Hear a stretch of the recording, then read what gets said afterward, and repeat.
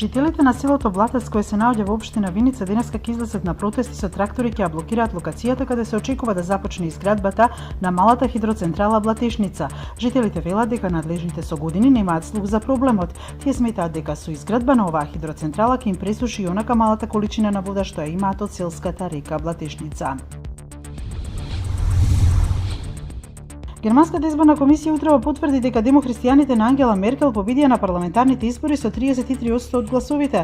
Социјалдемократската партија е втора со освоени 20,5% од гласовите. Десничарите од Алтернатива за Германија имаат 12,6% и првпат ќе влезат во парламентот.